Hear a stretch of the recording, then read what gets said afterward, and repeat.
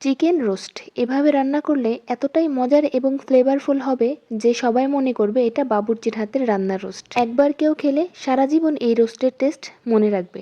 তো চলুন রেসিপিটি শুরু করা যাক। রোস্টের জন্য আমি এখানে সোনালী মুরগি নিয়ে নিয়েছি। তো প্রথমেই মাংসটা লবণ আর মরিচ গুঁড়া দিয়ে ম্যারিনেট করে নিব। লাল মরিচের গুঁড়া দিলে রোস্টের ভিতরে একটু ঝাল ঢুকবে এবং খেতেও মজা লাগবে। পাশাপাশি রোস্টের খুব সুন্দর কালার আসবে, তাতে করে এক্সট্রা করে আর কোনো ফুড কালার ব্যবহার করতে হবে না। তেলটা একটু বেশি করেই নিয়ে নেব, কারণ একই তেলের মধ্যে আমি পেঁয়াজ বেরেস্তাও করব এবং রোস্টও ভেজে নেব। পেঁয়াজ বেরেস্তার তেলেই রোস্ট ভেজে নিলে রোস্টের টেস্ট কয়েক গুণ বেড়ে যায়। পেঁয়াজ বেরেস্তা করা শেষ, এখন রোস্টগুলো ভেজে নেব। রোস্টগুলো হাই হিটে 2 থেকে 3 মিনিট করে ভেজে নেব। এর থেকে বেশি সময় নিয়ে ভাজলে কিন্তু রোস্টগুলো ড্রাই হয়ে যাবে, ভেতরের যে জুসি ভাবটা থাকে ওইটা কিন্তু আর থাকবে না। রোস্টগুলোও ভাজা হয়ে গেছে। এখন একই তেলের মধ্যে পেঁয়াজ আর গোটা গরম মশলা দিয়ে ভেজে নেব। এরপর দিয়ে দিলাম 2 টেবিল চামচ আদা রসুন বাটা এবং 1 টেবিল চামচ পেঁয়াজ বাটা।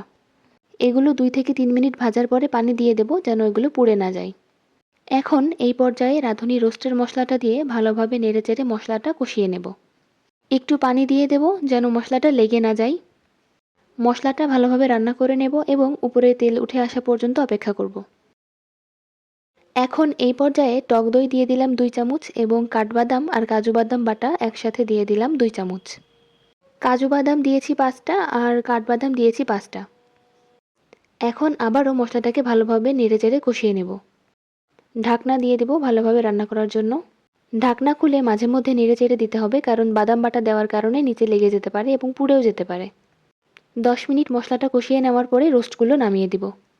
এখন রোস্টগুলো ভালোভাবে নেড়েচেড়ে কষিয়ে নিতে হবে 5 মিনিটের জন্য। রোস্ট রান্নার জন্য আমি এখানে 1 কাপ দুধ দেব। রোস্টে পারফেক্টভাবে স্বাদ আনার জন্য এই পর্যায়ে অবশ্যই দুধ ব্যবহার করার চেষ্টা করবেন। এখন রোস্টের গ্রেভিটা পারফেক্ট পর্যায়ে আসা পর্যন্ত রান্না করে নেব। মাঝে মধ্যে নেড়েচেড়ে দিতে হবে যেন নিচে লেগে না যায় বা পুড়ে না যায়।